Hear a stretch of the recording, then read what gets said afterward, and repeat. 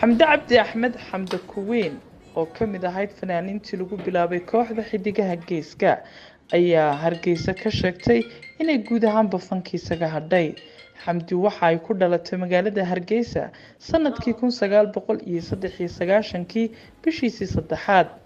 haddaba xamdi oon kula kulmay gurigeeda hargeysa ayaan ka wareystay arrintani iyo heerka fanka soomaalida ee xilligani. maxaa kugu kalifay inaad fanka ka baxdo? aad baad umahadsantahay sagale walaal horta caawa waxaan aynu isugu nimay halkan ama barnaamij faneed ma wadno dhammaanba horta waxaan salaamaya ummadda islaamka Soomaali maxamed meel kastoo joogto ayaan salaamaya sagale imika intii sanadkii imikayna dhaafay 2017 iyo 18kii aynu ku jirno 17ka intiisii dambe ilaa 18 aynu ku jirno fankii shaashadii waan ka maqnaa layguma arag waxay ugu dambeysay 17kii sanadka habeenkii happy new year ka hees aan barnaamijka kaga qayb galay sanadkan marka walaalo aniga go'aansaday inaan fankii gabi ahaanba ka baxo ana isu garan waayay markii horena cid iguma qasbin imikana ana sidaa jecelaystay inaan ka baxo. dadku waxay isweydiinayaan xamde maxaa ku kalifay, ma kooxdii bay ka baxday oo waxay gelaysaa koox kale mise guud ahaanba fankii wixii la odhan jiray oo dhan ay isaga baxday xamdi? may walaalo kamaan bixin kooxdii oo kaliya ama xidigaha geeska kooxdii aan ka mid ka ahaa ilaa maalintan fanka bilaabay ilaa waqti xaadirka aan iyaga ka mid ahaayoon ku jiray kamaan bixin fanka gabi ahaantii baan ka baxay oon caawa halkan ka sheegayaa Soomaali meel kastoo joogtaan u sheegaya marka fankii baan ka baxay walaalo. waa hagaag heerka fanka ee waqtigan xamday maxaad ku qiimeyn lahayd? wallahi sagalay fanka heerkan maanta aan joogno ama fanaaniin ahaan la joogo haddaan qiimeeyo markaan fanka soo galayay iyo maanta markii aan guda galay dhowrkaa saneen ku jiray horta different weeyaan weyno ballaaran. markaan soo galay aad buu ila qurux badnaa wax baan ku hamiyay wax wanaagsan laakiin sidii way aad magac baana fan Soomaali laga dhaxlaa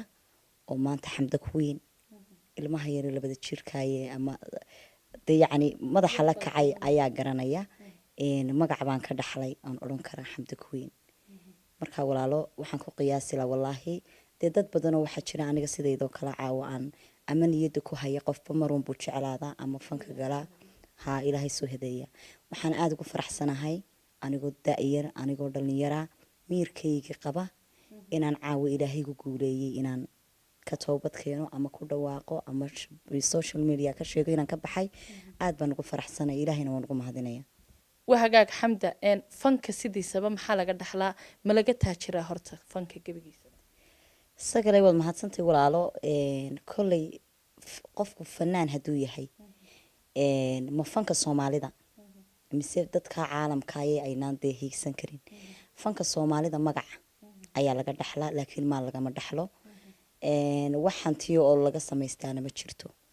laakiin magac baa laga dhaxlaa. hadday noqoto fanaaniintii naga horeeyay waa bari hadday noqoto qaar ka sii horeeyay dee magac ay ka dhaxleen laakiin maanta meel kastoo joogaan waa la ogyahay mid kastoo xanuusta mid kastoo wax ku dhacaan dee fanaaniinteenii fankii Soomaalida ba iska noocaasa oo adigoo magac lahaa oo intaad dhalinyarada ahayd in lagu siday oo heblaayo waa hebel lagu lahaa maanta haddaad ummadii wax uga baahato ama aad da kugu dhaco ama xanuun waxaan ku yiri waad aragto fanaaniinteeni waaweynaa lagu baahayna leeyahay hebel baa dhakhtar yaala la caawiyo marka magacuun buu leeyahay. marka waxaan isku daba qabanayaa ilaahayna igu guuleeyay oo ugu mahadnaqayaa anigoo daayar inaan ka tashaday dhammaan inta ay niyada ugu jirto ama inta fanka ku sii jiri doonto waxaan leeyahay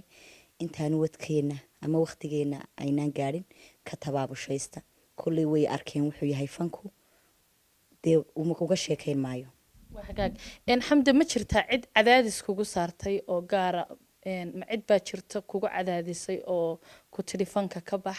oo in badan kugu celcelisay? walaal may cid maanta igu tiri fanka ka bax ma jirto. waxaan oran karaa hooyaday waa sheekhad in badan ayay ilaahay ii hor istaagtay ducadeedii in laga aqbalay ayaan aaminsanahay oo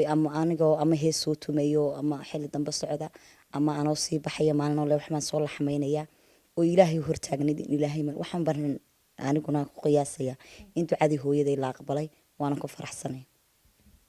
haddiiba fanka aad ka tagto dadku waxay isweydiinayaan xamda kuwiin maxay qaban doontaa maxaad qabanaysaa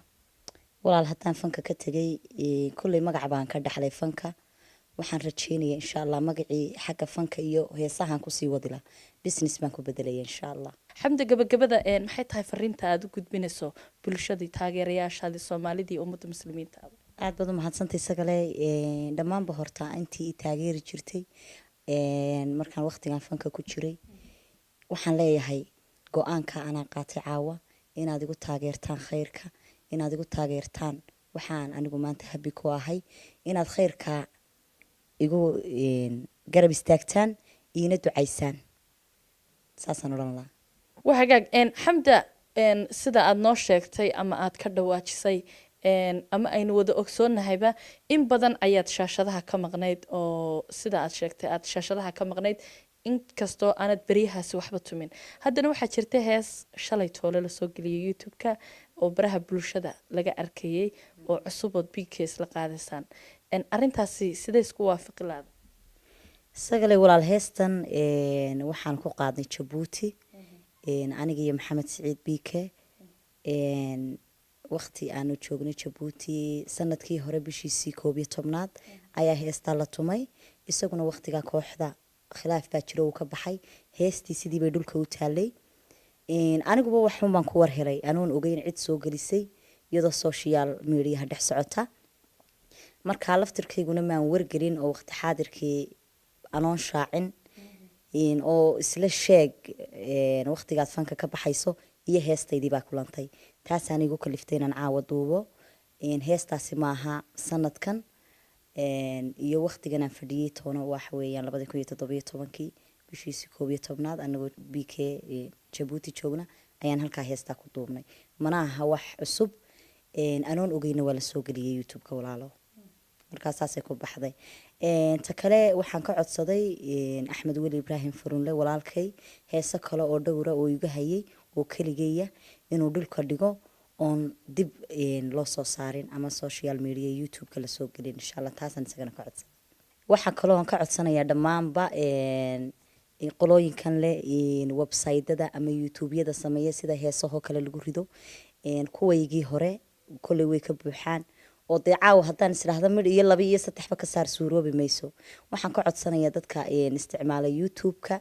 ee heesaha soo geliya inay ka saaraan heesahayga anay igu taageeraan go-aankan qaatay meel kastay joogaanna waan u mahad celinayaa inayguna taa igu garab galaan ayaan rajaynayaa iina soo duceeyaan aad baan u salaamayaa soomaalida meel kastay joogto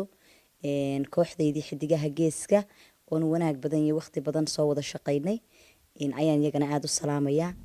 dhammaanba soomaali waan salaamayaa wahagaag xamda dad badan ayaa jira oo dhalinyar u badan oo imika fanka soo galaysa ama intii hore ku jirtay iyaga maxaad halkan tala uga jeedinaysaa sagale waxaan odhan lahaa dhalinyaro ama hablo ama rag iyo dumarba kuwii kusii jiray fanka waxaan talo ama tusaale uga tegayaa waxaan leeyahay maanta haddii aynu kusii waarno waynu ognahay lacag kama dhaxalno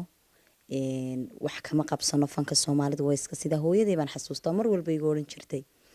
fanka soomaalida waxa weeyaan wax ma dhaqato wax ma dhigato dhasheeda cunto markay dhimatana cadaab dhaxasho taasaan qabaa inay tahay markaan waxaan leeyahay ilaahay haydinka soo hadeeyo ilaahay haynaga wada hadeeyo ilaahay toobada saxda iyo tubta toosan allah haynagu simo